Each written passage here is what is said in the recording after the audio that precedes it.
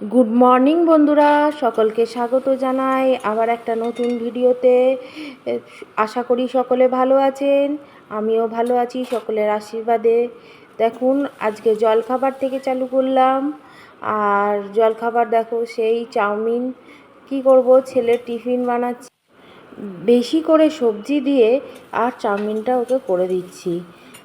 কারণ ও সকালবেলা এখনও ঘুমোচ্ছে অবশ্য, আর চাউমিনটা করে রাখছি। ও সকালেও খাবে আর বিকালেও একটু তুলে রাখবো, জানো। এই দুবার ধরে বিকালবেলা এত কাজ, দুপুরের কাজকর্ম সেরে বিকালে আর ইচ্ছা করে না কোনো টিফিন করি। তাই এখান থেকেই কিছুটা তুলে রাখবো। আর এখন ওকে টিফিন দেবো, আমি অল্প একটু খাবো। দেখো, খুব সাধারণভাবে শুধু আলু গাজরটাকে ভেজে নিলাম আর পেঁয়াজও দিয়েছি। আর এর মধ্যে কোনো ডিম দিইনি, ডিম ছিল না তাই আনতে যাইনি। তার এটা ভেজ চাউমিনই করে দিলাম। আর ওর মধ্যে একটু ম্যাগি মশলা দিলে না খুব ভালো টেস্ট হয়ে যায়। তাই জন্য ওকে ব্যাস এই চাউমিন দিলে, ও ভেজ দাও আর এগ চাউমিন দাও, যাই দাও, আর ও ভালোভাবে খেয়ে নেবে, কোনো কিছু বায়না করবে না। একটু বাদাম দিয়ে দিলাম, বাদাম ছিল তাই দিলাম, নাহলে হয়তো দেওয়া হতো না। তো এইভাবেই আমি চাউমিনটা করলাম। আর সকালের টিফিনটাকেও সাজিয়ে নিয়েছি। বাবা তো থাকে না, ছেলের আর আমার, ছোটোটা আমি খাবো, বড়োটা ছেলেকে দেবো। গুড মর্নিং বন্ধুরা, সকলকে স্বাগত জানাই আবার একটা নতুন ভিডিওতে। দেখো, এখন টিফিন করছি। আর বলো তো, রান্নাবান্না যদি না থাকতো কতই না ভালো হতো, আর ঘরে কাজকর্ম যদি না থাকতো। আর এই সকাল থেকে উঠে গরমের মধ্যে খুব কষ্ট, জানো। তো চলো, করতেই হবে যখন করতেই থাকি, আর তো আপনাদের সামনে তুলে ধরতে থাকি। চলো, সঙ্গে থেকো, পাশে থেকো। চলো, টিফিনটা তো শেষ হয়ে গেল, আর বাকি যে চাউমিনটা রেখে দিয়েছিলাম সেটা একটা কৌটোয় ভরে রেখে দেবো। কারণ ও সন্ধেবেলা খেতে চাইবে, তখন আমি ওকে দিতে পারবো। আর এইভাবেই সঞ্চয় করে চলি, যাতে একটাতে দুটো কাজ হয়। তো এইভাবে চলতে হয়। আর সকালবেলা রান্নাটা করে নিই, আর রাত্রিবেলা অতটা বেশি রান্নার চাপ থাকে না। দুপুরবেলা খাওয়ার বায়না অনেক থাকে, কিন্তু রাত্রিরে যেটা থাকে সেটা দিয়ে রুটি খেয়ে নেয়।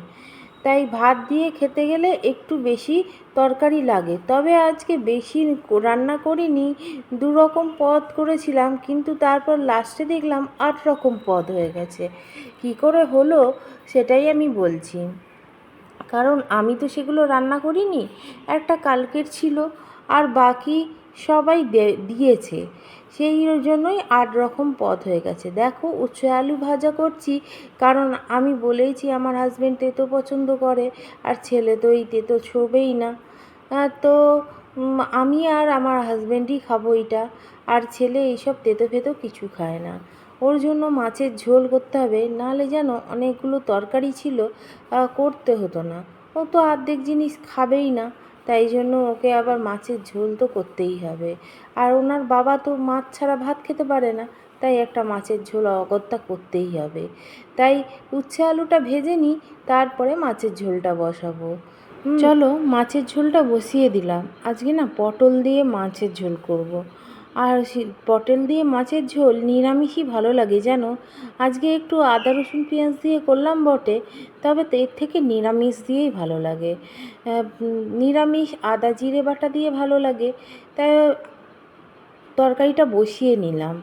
আর দেখো, আমি ফানেল দিয়ে কিন্তু সর্ষের তেলটা ঢাললাম, যার জন্য আমার এক ফোঁটাও নষ্ট হলো না।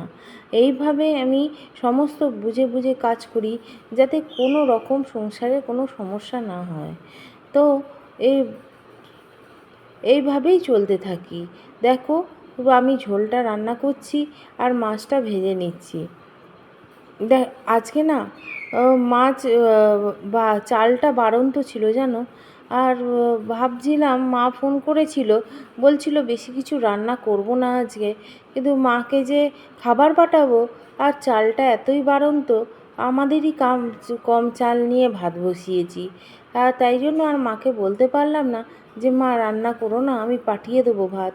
কিন্তু কী করব, আমি না অনেক দিন ধরে আমার ওর বাবাকে বলছিলাম যে চালটা শেষ হয়ে এসছে, বাড়ন্ত হয়ে আছে, তুমি একটু এনে দিও। কিন্তু কিছুতেই ও সব কিছু ভুলে যায় আর আনেইনি। আজকে যখন লাস্ট আমি চালটা দেখলাম, তখন দেখলাম যে বেশ অনেকটা কম চাল। তা যা হোক, আমাদের তো কম কম খাওয়া হয়ে যাবে, কিন্তু চাল থাকতে থাকতেই আমি নিয়ে আসি, কারণ চাল একবারে শেষ হয়ে যাবে তারপরে না। আমি তাই জন্য অনেক দিন আগে থেকেই বলতে থাকি যে চাল আনবে, কারণ ও কাজের মধ্যে থাকে তো সমস্ত কিছু ভুলে যায়। তাই জন্য আমি খুব আজকে ফোনই করলাম যে দেখো, তুমি ভুলে গেলে কি করে যে আমি এত দিন ধরে তোমাকে চাল আনতে বলছি। বলছে যা, আমি তো একদমই ভুলে গেছি। ঠিক আছে, তুমি একটু ম্যানেজ করে নাও। আরে ম্যানেজ করব কি করে তাহলে, না থাকলে জিনিস। দেখো, আমাদের রান্না বান্না কালকে এই এঁচোড় তরকারিটা ছিল, আর এখানে হচ্ছে উচ্ছে আলু ভাজা আমি করেছি। এটা হচ্ছে চিংড়ি শাক, এটা আমার জায়ের মেয়ে দিয়েছে। এগুলো সবই আমি করিনি, বাদ বাকিগুলো সবই দেওয়া। এটা ফুলকপি আলুর তরকারি, এটা থোড়ের তরকারি, আর এটা হচ্ছে মাছের ঝোল, আর চাটনিটা আগের দিনের ছিল। এই সবই আমার আজকের মেনু। দেখো, কাচাকুচিতে চলে এসেছি।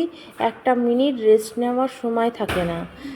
কি, যদি একটা মিনিট বসে পড়েছি তাহলে সংসারের কাজ অনেক দেরি হয়ে যাবে। আর এই যে চাদরটা তুলেছিলাম না, পড়ে থাকলে না কেউ হাত দেবে না, কেউ কাচবে না, তাই অগত্যা আমাকেই কাচতে হবে। তাও আজকে আমার কি সৌভাগ্য, আমার ছেলে বলছিল মা কি কাজ আছে দাও। তা আমি বললাম ঠিক আছে, আমি এগুলো কেচে দিই, তুই একটু ছাদে মিলে দিয়ে আসবি। বলছে হ্যাঁ মিলে দিয়ে আসতে পারি, কিন্তু ভিডিও করবে না। আমি বললাম হ্যাঁ, লোককে দেখাবো না আমার ছেলে কাজ করছে। বলছে হ্যাঁ, না না তুমি করবে না। আমি জোর জবরদস্তি একটুখানি ভিডিও করেছি বটে, সেগুলোও আমি আপনাদের সামনে তুলে ধরবো। দেখো, আমি কাচাকুচি করে নিচ্ছি, আর কাচতে না এই গরমে খুব কষ্ট। আর এই দেখো, আমাদের না সকাল সকাল কাচতে পারি না, কারণ আমাদের টাইম কলের জলটা বাথরুমের মধ্যে আছে, আর ওই জন্য আমি ওই টাইমের জলে কাচি, ট্যাঙ্কির জলে কাচি না। কারণ ট্যাঙ্কির জলে কাচলে একদিনেই ট্যাঙ্কিটা জল শেষ হয়ে যাবে। আমাদের প্রায় রোজই তো অনেক কাচাকুচি, তাই জন্য আমি টাইমের জলটাতে কাচি। এইভাবে বুঝে সংসার যদি চালাতে পারি না, তাহলে সংসারে অনেক সাশ্রয় হবে।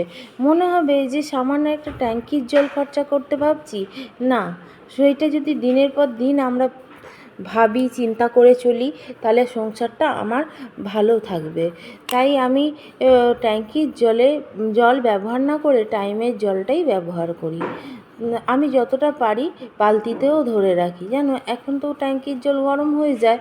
আমি ওই কাচাকুচির পর ড্রামে একটু জল ধরে রাখি, আমি চান করি। এই ধরা জলটাই চান করে নিলাম, তাহলে ট্যাঙ্কিতে আর জল তুলতেও লাগলো না। যে জলটা থাকলো, ও সেই জলটা আমার ছেলে, হাজব্যান্ড এরা চান টান করলো, কিন্তু টাইমের জলটাতে আমি কাজ করি যেহেতু, আমি চান করে নিই ওটাতেই। তো আমি তাই জন্য যতটা পারি সাশ্রয় করার চেষ্টা করি। আমরা তো ঘরে থাকি, ঘরের বাইরে বেরোই না, আর যারা কাজ করে তারাই কষ্ট করে, আমি বুঝি সেটা। তা অনেক কষ্ট করে সে ইনকাম করে নিয়ে আসে। আমি যা তা করে নষ্ট করব, আমি সেরকম করি না। আমি একটা মাথার ক্লিপও অনেক ভেবেচিন্তে কিনি, জানো, যদি প্রয়োজন হয় তবেই কিনি, নাহলে কিনি না। এইভাবেই চলি। দেখো, আমাকে না ওয়াশিং মেশিন কিনে দেবে বলেছিল। তোমরাই বলো, এতগুলো মাথায় লোন থাকার পর ওয়াশিং মেশিনটা কী করে কিনি? হ্যাঁ, ধার দেনা করে কিনলে মাথায় একটা বোঝ থাকবে, তাই জন্য এখন কিনিনি। আমি বলছি ঠিক আছে, আমি কষ্ট করছি করি, একদিন ঠিক হবে। ঈশ্বরের আশীর্বাদ থাকলে আর আপনাদের আশীর্বাদ থাকলে নিশ্চয়ই করতে পারবো। তাই জন্য এখন একটু কষ্টই করছি। দেখো, চাদরটা কাচতে আর আমি পুরো ঘেমে নিয়ে চান হয়ে গেছি। যাই হোক, কথা বলতে বলতে আমার প্রায় কাচা হয়ে গেল, একটু ওগুলো সমস্ত ধোয়াধুয়িও হয়ে গেল। তো এবার আমাকে ছাদে মিলতে যেতে হবে। তো ছেলে যখন বলেছে, ছেলেকেই পাঠাবো আজকে ছাদে জামা কাপড় মিলতে। এই দেখো অনেক বাহানা করে কিন্তু চাঁদে জামা কাপড় মিলছে, কিছুতেই বলছে যে ভিডিও করবে না কিন্তু। আমি তাও ওর একটু ভিডিও করেছি। আমাকে বলছে যে বন্ধুরা আমি কিন্তু ভিডিও করতে চাইছি না, মা জোর করে তুলছে। দেখো খুব মজাই করলাম আমরা। দেখো ও জামা কাপড়গুলো সব মেলে দিয়েছে আর আমারটা অনেকটা সাশ্রয় করেছে, তাই না বন্ধুরা? ছেলেরা যদি একটু কাজ করে খুবই ভালো লাগে। আর এই দেখো মায়ের বাড়ি এসেছি, আমার মা রুটি পরোটার অর্ডার নেয়, তো আজকে অনেক বেশি অর্ডার ছিল তাই আমি একটু হেল্প করে দিলাম। চলো বন্ধুরা ভিডিওটা শেষ করতে এলাম। কালকে মায়ের বাড়ি গিয়েছিলাম কিন্তু কোনো ভিডিও তুলতেই পারলাম না, স্টোরেজ ফুল হয়ে গেছিলো, তো ভিডিও তো তুলতে পারলাম না। একটু তো উঠেছে সেটাও দিয়ে দিয়েছি। আর কালকে হাঁটতে বেরিয়েছিলাম, তারপর মা ফোন করলো যে আমার বাড়িতে আয়, একটু রুটি পরোটার অর্ডার আছে। হ্যাঁ, আমার মা বাড়িতে বসে রুটি পরোটার অর্ডার নেয় আর করে। আর যখন বেশি অর্ডার থাকে তখন মা আমাকে ফোন করে নেয়, তখন আমি গিয়ে মাকে একটু হেল্প করে দিয়ে আসি। তো কালকেও মাকে একটু হেল্প করতে গিয়েছিলাম। আর তারপরে আর ভিডিওটা এন্ড করতে পারিনি, তাই আজকে এইটুকুই রাখলাম। সকলকে টাটা জানিয়ে বিদায় নিলাম।